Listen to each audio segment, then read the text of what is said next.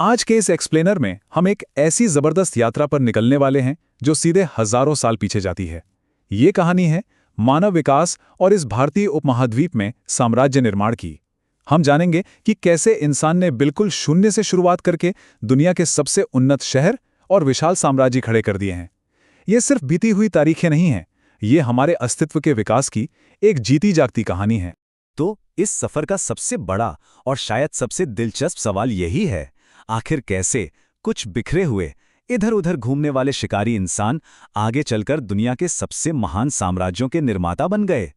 वो कौन सी चिंगारी थी जिसने पत्थरों से औजार बनाने वाले हाथों को विशाल किले और महल बनाना सिखा दिया। जीवन बचाने के उस आदिम संघर्ष से लेकर इन विशाल सभ्यताओं तक की इस लाजवाब छलांग को आज हम गहराई से समझने वाले हैं। चलिए इस रोड मैप पर एक जल्दी से नजर डाल लेते हैं। हम शुरुआत करेंगे पाषाण युग से हड़प्पा तक, फिर देखेंगे वैदिक काल और आर्यों से जुड़ी बहस को, उसके बाद धार्मिक क्रांति, मौर्य साम्राज्य, मौर्योत्तर भारत और आखिर में गुप्त वंश का वो सुनहरा दौर। खैर, बिना देरी किए आगे बढ़ते हैं। शुरुआत करते हैं हमारे पहले पड़ाव से, पाषाण युग से हड़प्पा तक, यानी सभ्यता की बिल्कुल शुरुआत। मानव इतिहास की ये टाइमलाइन वाकई बहुत कुछ कहती है। जरा सोचिए, करीब 26 लाख साल पहले पूरा पाषाण युग में इंसान ने पत्थरों से औजार बनाए और एक सबसे बड़ा गेम चेंजर खोज निकाला, आग।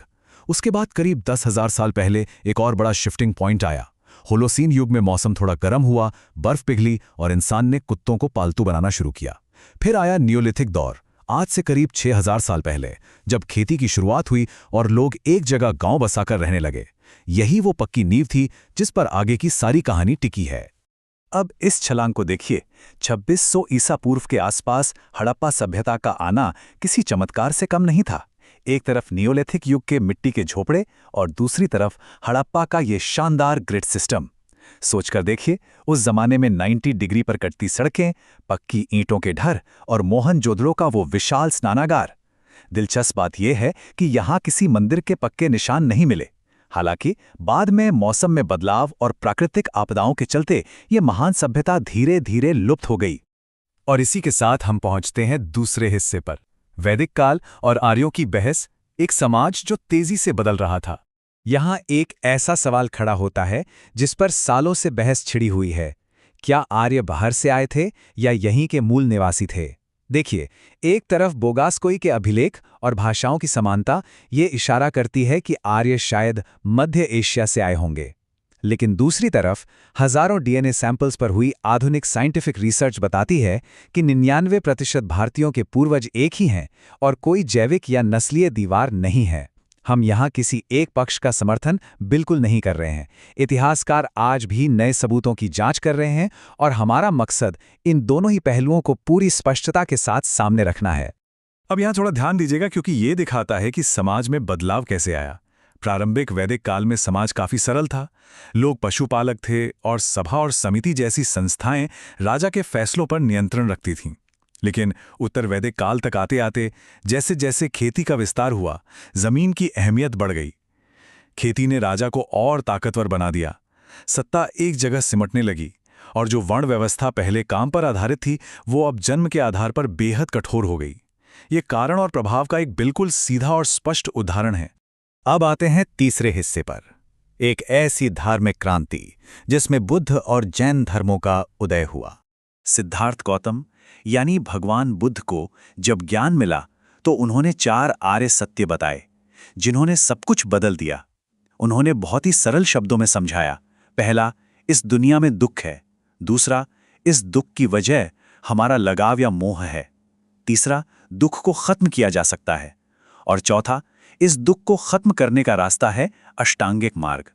उन्होंने किसी भी चीज की अति यानी एक्सट्रीम से बचकर एक संतुलित मध्यम मार्ग अपनाया।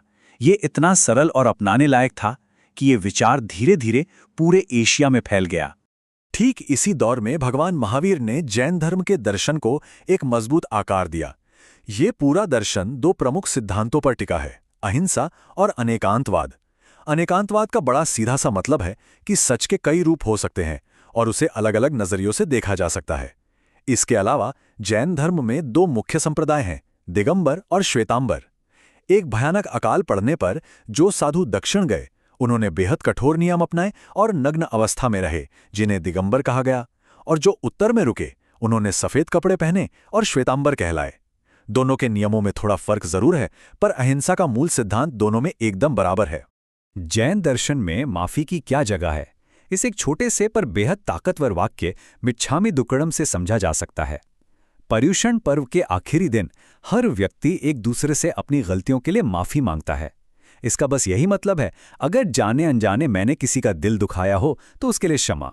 ये सिर्फ एक वाक्य नहीं है, बल्कि अहंकार को खत्म करने और खुद को बेहतर बनाने का एक कमाल का नैतिक ढांचा है। अब बढ़ते हैं चौथे हिस्से की तरफ, मौर्य साम्राज्य का उदय, जब यह उपमहाद्वीप आपस में जोड़ा गया। चाणक्य की रणनीति और चंद्रगुप्त के साहस का यह दौर कमाल का था। इन्होंने विस्तार कितनी तेजी से किया ये देखिए। 321 ईसा पूर्व में नंदवंश को हटाया, फिर 305 ईसा पूर्व में सेल्यूकस निकेटर को हराया। इसके बाद बिंदुसार ने साम्राज्य को दक्षिण तक फैलाया और आखिर में 261 ईसा पूर्व में सम्राट अशोक ने कलिंग का वो युद्ध लड़ा जिसने पूरे इतिहास को एक नया मोड़ दे दिया।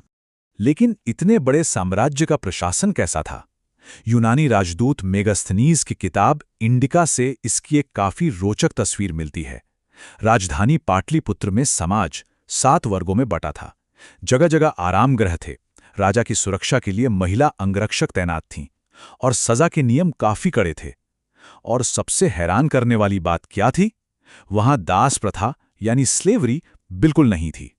ये उस वक्त की एक बेहद उन्नत प्रशासनिक व्यवस्था दिखाती है। फिर आता है वो सबसे बड़ा टर्निंग पॉइंट, कलिंग का युद्ध।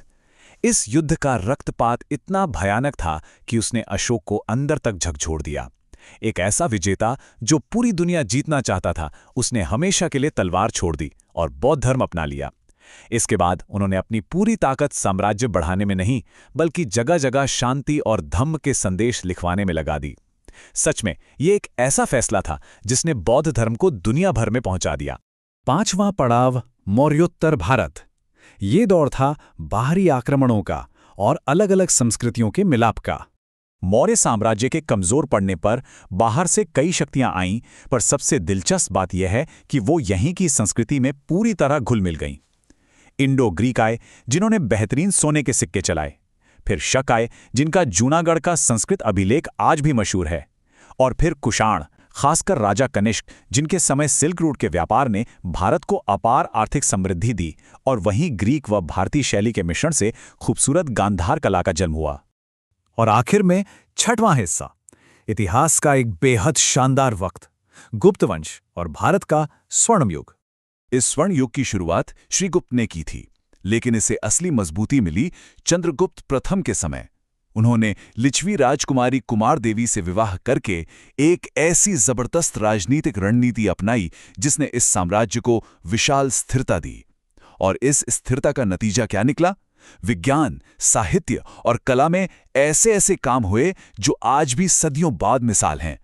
चाहे वो आर्यभट्ट का विज्ञान हो या कालिदास का साहित्य, इन सब ने इस दौर को वाकई एक गोल्डन एज बना दिया। तो मानव इतिहास के इस शानदार सफर को देखने के बाद दिमाग में एक बहुत ही गहरी बात आती है। अगर इंसान पत्थर की एक छोटी सी कुल्हाड़ी से शुरुआत करके ज्ञान और विज्ञान के इस स्वर्ण युग तक का सफर तय कर सकता है, तो सोचिए आज के इस तेजी से बदलते दौर में हम किन अनजान और अकल्पनीय साम्राज्यों की नींव रख रहे हैं।